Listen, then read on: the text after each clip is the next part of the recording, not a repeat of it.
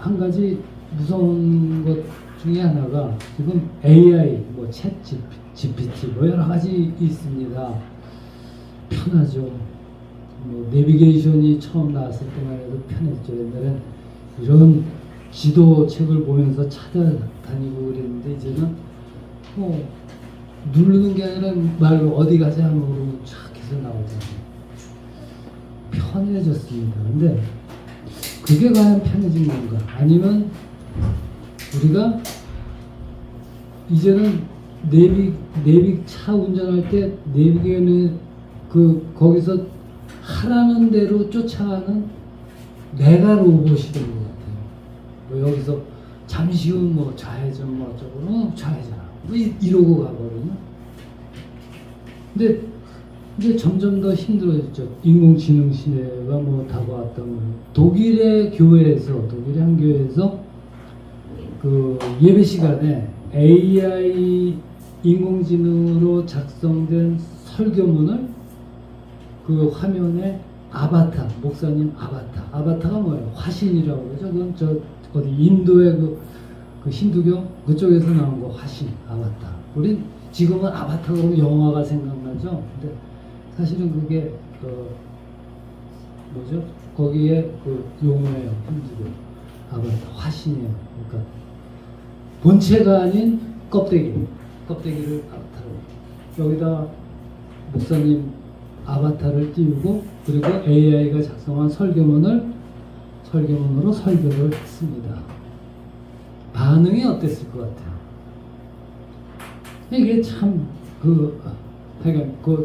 그 반응이 어떻다는 거는 제가 나중에 말씀드리고 지금 이 목사님들 사이에서도 이 AI로 인공지능으로 설교문을 작성하는 것을 여러 가지로 시험을 하고 있습니다. 목사님들.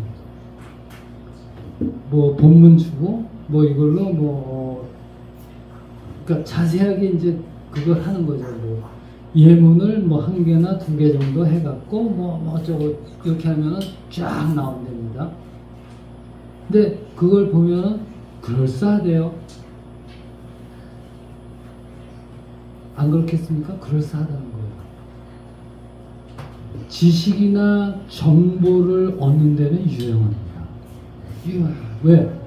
많은 데이터를 가지고 그거를 취합해서 정리해서 나오기 때문에. 그렇죠. 많은 데이터. 그러나 문제가 있습니다. AI는 그것이 이단으로부터 나왔는지 신비주의로부터 나왔는지 뭐로부터 그거에 대한 판단은 하지 못합니다. 그래서 이 영적 차원이나 하나님의 진리에 대한 그것은 인공지능이 판단할 수 없는 영역이 되고 맙니다. 근데 그걸 하는 거예요. 그걸 우리가 인정해야 되는데 우리는 자꾸 그걸 인정을 못하죠. 내비게이션이 편하다고 이거 내비게이션 뭐 해갖고 탁 서로 화면에서 붙였는데 내비게이션이 틀린 길을 가르쳐주면 어떻게 해요? 틀린 길을 우리는 그대로 쫓아간다는 거죠. 저는 그런 경험한 적이 있어요. 어디 하는데 그때는 지금보다 내비가 발전을 안 했죠. 그러니까 길을 가는데 그러니까 새 길이 났는데 옛날 길을 안내한 거예요. 그러니까 가는데 이상하게 길이 점점 막 나무들이 앞에 우그러지고 막 이래갖고 그러더라고요. 그래서 아닌가 보다 뒤로 나왔는데 그런 것들 그런 부분들을 우리가 자꾸 감각을 하는 거예요.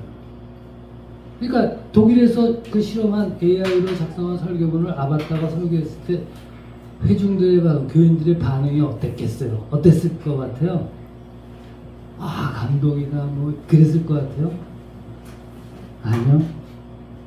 영혼이 없는 설교다라고 반응했어요. 이게 정확한 거예요. 우리의 설교나 우리의 기도나 우리가 성경을 읽거나 그런 우리 신앙생활의 모든 정과정의 주도권은 어디에 있습니까? 하나님께 있습니다. 하나님께 있어요. 그러니까 하나님에 대한 것, 하나님께 대한 것은 하나님이 알려주시지 아니하시면 우리는 알 방법이 없거든요. 세상은 인공지능은 알 수가 없죠. 근데 우리가 이걸 자꾸 간과하는 거예요. 편한 것만 찾거든요. 설교문 그래 빌보서 2장 12절에서 16절 본문을 해서 만들어봤지. 저도 챗 GTP 그거를 거기 들어가서 해봤거든요. 아니, 설교문을 했다는 게 아니라 저는 설교문 같은 거는 이게 뭔가 하고 들어서는 봤죠. 제가 호기심이 많거든요. 근데 별별 것들 다 있습니다. 여러 가지. 그러면 이 하나님에 대한 거 이런 거 알 수가 없어. 그들이 그 인공지능이 2단에 대한 그 뭐 2단 사이트다 이런 거라고 하지 않으면 그걸 분별할 수 있는 방법은 없죠. 데이터니까. 걔네들이 참조하는 건 늘 데이터니까. 여러분이 인터넷이나 인스타그램이나 뭐 페이스북이나 이런 데 들어가 보면 정통적인 신앙, 정통적인 성경에 근거한 그런 그 신학이나 묵상이나 이런 거보다 그거보다 훨씬 더 많은 게 이단, 오컬트 또는 어디 뭐 이상한 것들, 보기에는 그럴싸한 것들, 보암직한 것들, 먹음직한 것들, 그런 것들이 차고 넘칩니다. 목사인 저도 처음에는 오 하다 보면 이상한 거예요. 많다는 거예요. 그러니까 이거를 우리가 머릿속에 놓아야 돼요. 하나님에 대한 거는 세상은 알 수가 없는 거예요. 이 말씀이 오늘 어떻게 시작해요? 너희 구원을 이루라 이렇게 말씀합니다. 근데 우리는 주로 이것을 우리로 하여금 이 성화의 삶, 구원 이후의 성화의 삶, 이미 소유한 구원을 상실하지 말고 계속 이어가는, 즉 구원이 하나님께서 구원하신 그 구원이 현재 나의 삶이 되는 그것을 이루어가라 라는 성화의 과정으로 우리가 많이들 성화의 과정을 이루어가라 이렇게 겉면이기도 합니다. 사실은. 그렇지만 이 말씀에는 또 다른 중요한 의미가 담겨 있습니다. 그게 뭐냐면 좀 전에 얘기한 하나님이 하시는 일은 하나님이 알려주기 전에는 알 수 있다. 하나님의 주권, 오로지 그거거든요. 그러니까 우리가 구원의 삶을 이루어가는 것, 그 구원의 삶을 이루어가는 것의 주체는 뭐예요? 늘 하나님이 이미 행하신 일을 의지하며 또 이렇게 하시겠다고 약속하신 그 하나님의 약속의 신실함을 따르는 것이 우리의 삶이거든요. 딴 거 없습니다. 그건데 우리는 대체로 우리 스스로 뜻을 정하고 내 의지로 내가 노력하고 뭐 이런 내 능력으로 이런 것들을 제일 먼저 우리 앞에 두고 있거든요. 이거 공부하는 이유가 뭐예요? 좋은 대학 들어가는 이유가 뭐예요? 공부하려고 가요? 일타 강사 되기 위해서 좋은 대학, 서울대학 가는 사람도 있을 거 아니에요? 제가 늘 얘기하잖아요. 서울대 뭐 나와서 무슨 정말 일타 강사가 돼서 돈을 쓸어 담더라고. 못하라고 서울대학 갔냐? 뭔가 목적이 틀리잖아요. 이게 우리는 그거를 자꾸 헷갈리게 하는 거예요. 어떤 목사님이 그 얘기해요. 메시 알죠? 메시가 누구예요? 축구선수. 메시와 같은 그 축구의 재능을 타고난 사람은 한 인구 20-30만 명당 하나 정도는 다 나온대요. 그런 재능을 가진 자가. 중국 축구 잘해요? 중국이 축구를 지지리도 못하잖아요. 중국 인구가 14억에서 16억이에요. 20명, 30만 명당 하나씩 메시 같은 축구의 재능을 가진 자가 나타나면은 중국에는 벌써 몇 천만, 몇만 명의 메시 같은 축구 선수가 있어야 되는 거예요. 근데 없다. 왜 없을까요? 그 사람들은 다 뭐를 해요? 다 축구를 하는 게 아니라 다 탁구를 친답니다. 중국은 탁구를 잘해요. 그러니까 다 탁구. 중국의 탁구 국가대표가 되기 위해서 그 선발전하는 거 한번 제가 그 인스타그램으로 한번 봤는데 처음엔 뭔가 했었는데 학교 뭐 엄청나게 넓은 그 장소에 탁구대가 빽빽하게 있는데 거기서 처음엔 저기 뭐지 그런데 점점 가까이 거기서 다 탁구 지금 선발 시합하고 있는 거예요. 왜? 탁구가 1등이잖아. 다 탁구 선수가 되겠다는 거예요. 자기 의지. 하나님께서 그 중에 한 사람을 축구 선수로 이끌으셨어요. 중국에도 메시아 같은 축구 선수가 나온다. 이거예요. 그거예요. 하나님의 축구라는 우리나라 양궁 선발전이 국가대표 되는 것이 세계 선수권이나 올림픽 우승하는 것보다 더 어렵다는 거 아니에요. 이게 참 재밌는 얘기예요. 이런 것처럼 그렇게 하나님의 주권을 인정하고 거기에 순종하고 거기에 따른다는 삶이 그만큼 힘들다는 거예요. 그러나 뭐예요? 우리가 구원의 삶, 구원을 이루어가는 것은 하나님이 하신 일을 의지하고 그 신실하심을 따르는 거예요. 그러니까 내 스스로 뜻을 정하고 내 의지로 내 능력 이게 아니라 우리의 모든 삶 가운데서 우리를 향하신 하나님의 뜻이 이루어지고 있는 것 그것을 내가 인정하고 그 뜻을 따르는 것이고 내가 그 길에 서 있다라는 것 그 사실을 지금 성경은 너희 구원을 이루라 이렇게 말씀하는 겁니다. 지금 우리의 삶은 뭐예요? 그 하나님의 주권 하나님의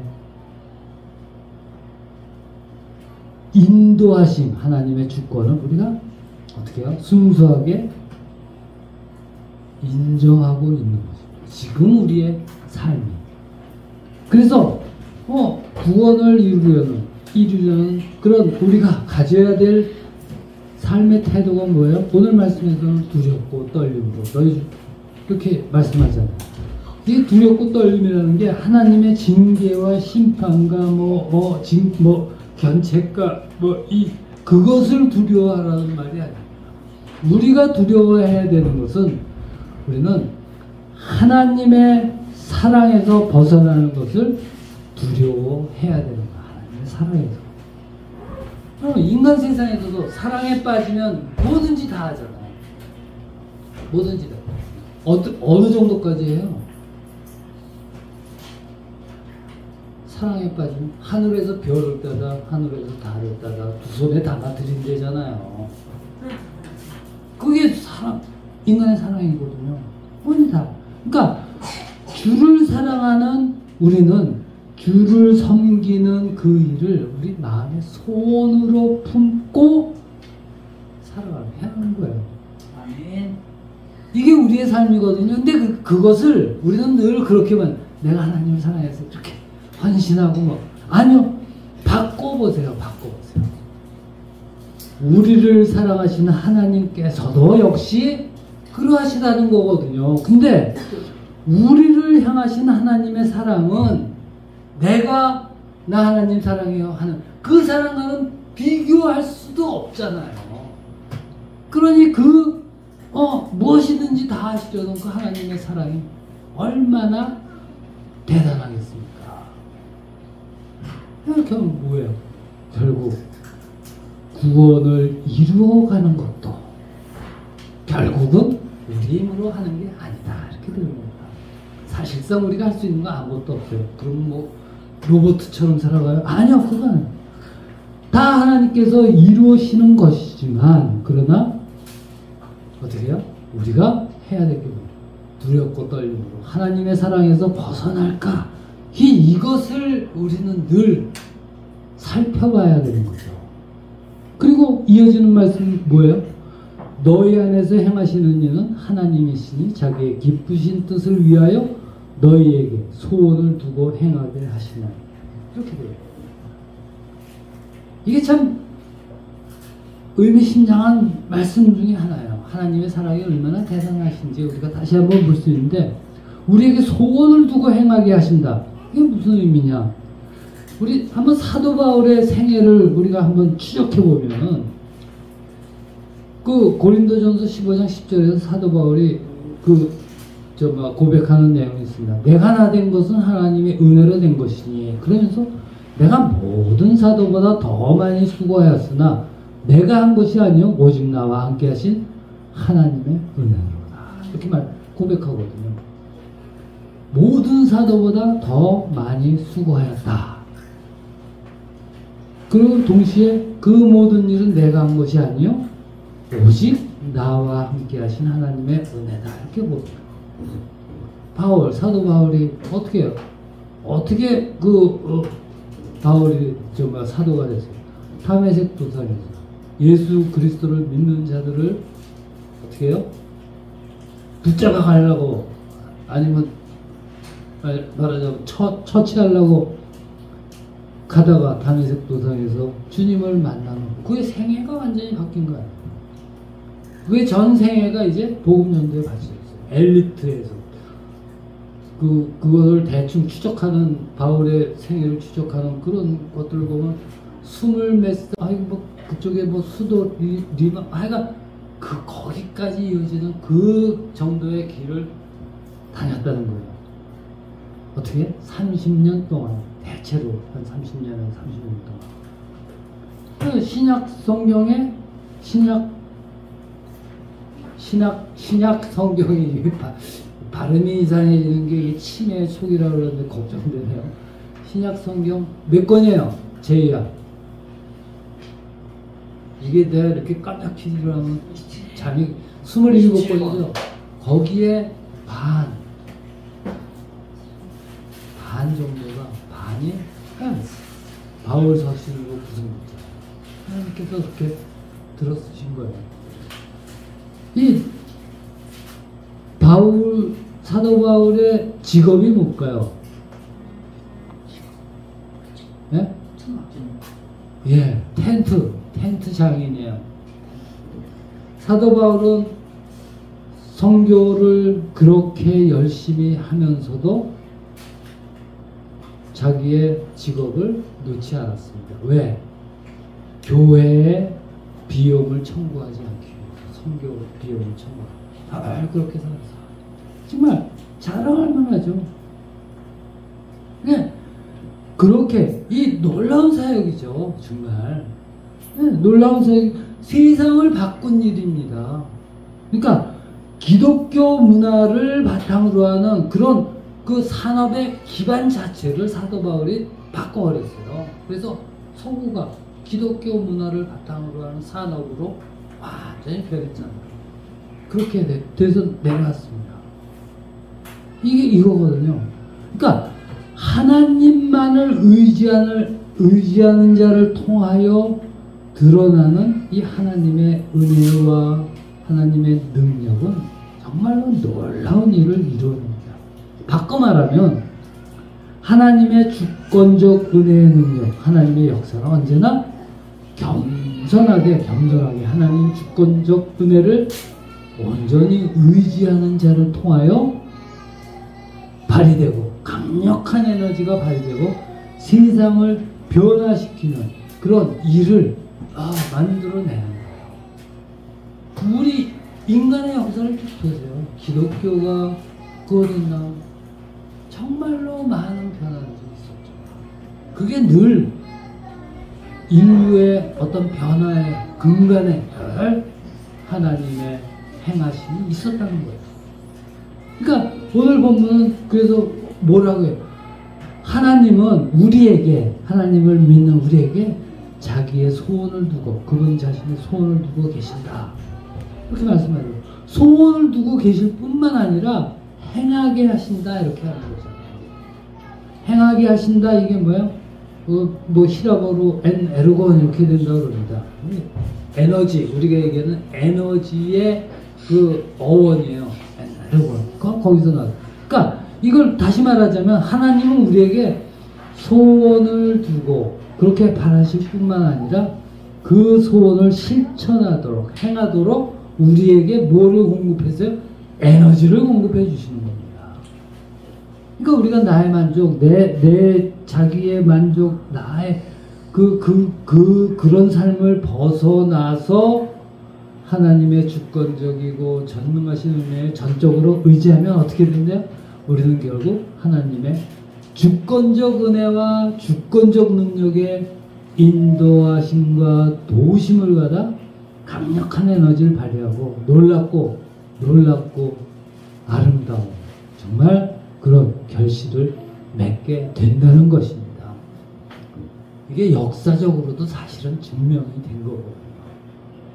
근데 우리는 좀 못 나갔고 그렇게 하지 못하죠. 그러나 늦지 않았습니다. 예, 우리 잠언 22장 4절에 보면 이렇게 말 겸손과 여호와를 경외함의 보상은 재물과 영광과 생명이니라 이렇게 되어 있거든요. 겸손이 뭐예요? 겸손. 우리 겸손은 우리 늘 뭐 나를 낮추고 그런 걸로 알고 있는데 성경이 말씀하는 겸손이라는 것은 내가 마땅히 있어야 할 자리를 지키고 선을 넘지 않는 것입니다. 그게 겸손이에요. 즉 하나님만 내 주 되시며 범사에 우리의 삶의 범사의 주를 인정하며 내 모든 것 나의 모든 것이 내 재능까지 포함해서 하나님의 것임을 인정하고 하나님을 의뢰하는 것 그것이 겸손이에요. 겸손이에요. 그리고 하나님을 경외한다는 것은 뭐예요? 늘 하나님의 뜻을 구하고 그 뜻대로 살기를 소망하며 주의 도우심과 인도를 간구하는 그래서 모든 성취와 결말이 결국은 하나님의 손에 있습니다 라는 것을 인정하는 거예요. 그게 주를 경외함의 본질이에요. 그리고 그 결과는 뭐예요? 재물과 영광과 생명 이렇게 되죠. 오늘 똑같은 말씀이에요. 오늘 말씀이에요. 우리가 그 자리에 있어야 됩니다. 네. 그래서 결론을 어떻게 해야 됩니까? 우리가 세상을 살아가면서 정말 어려운 일 많이 나가죠. 오늘 뭐 정의형 하나 가족이 뭐 있는 거 뭐 한 사람 한 사람 들여다보면 어렵지 않고 힘들지 않고 무슨 뭐 그런 삶만 있겠습니까? 아니죠. 다 했습니다. 저는 고목사님이 설교할 때마다 내가 참 해외 성교를 안 나가는 게 참 다행이야. 안 못할 것 같아. 늘 그런 생각이 듭니다. 예. 그걸 예. 우리가 세상을 살아가면서 하나님께서 우리를 다 어떻게 해요? 부르셨어요. 어느 자리로 하나님 원하시는 하나님이 소원하시는 그 자리로 다 우리는 결국은 어디 그 안에서 우리가 할 수 있는 게 뭐야? 단 하나 그 안에서 내가 있는 그 자리에서 주를 바라보는 거죠. 주님은 바라봐. 그래서 오늘 말씀 15절 뭐라고 말씀합니까? 이는 너희가 흠이 없고 순전하여 어그러지고 거스리는 세대 가운데서 하나님의 흠 없는 자로 세상에서 그들 가운데 빛들로 나타내며 이렇게 돼요. 그리고 이어지는 말씀 뭐야? 16절 생명의 말씀을 밝히는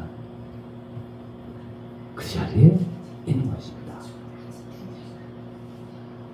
우리가 이제는 정말 자꾸 어그러지는 뭐라 그러나 무릎을 이렇게 세우고 그래야 되는 시기가 왔습니다. 세상이 너무나도 우리로 하여금 분별력을 잃게 만드는 그런 세상인 것 같습니다. 네. 생명의 말씀을 가르쳐 그 자리에 서고 세상에서 그들 가운데 빛들로 나타내는 그런 자리로 나아가야 됩니다. 그래서 하나님의 사람으로 굳게 서서 하나님이 위해서 부르신 부름의 상을 위하여 달려가는 정말 자랑함이 넘치는 그런 삶을 이루어 가시는 우리 예강의 성도 여러분 다 되시기를 주의 이름으로 축원합니다. 기도드립니다. 아버지 하나님 은혜 감사드립니다. 부족한 저희들 주께서 이끌어 주사 우리로 하여금 주를 섬기며 살아가는 인생을 살게 하시니 감사합니다.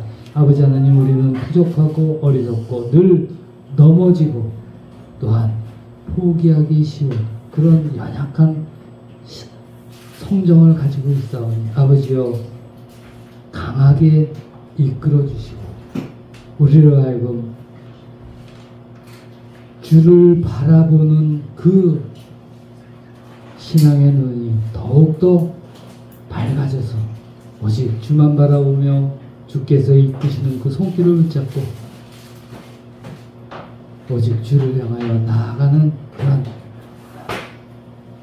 이 자리는 우리 모두가 되게 해 주시옵소서. 그래서 주께서 우리의 마음에 소원 두고 행하시게 하는 그 모든 것들을 우리의 삶을 통하여 이루어가는 기쁨과 감격이 있게 하여 주시옵소서. 예수 그리스도 이름으로 기도드리옵나이다. 아멘.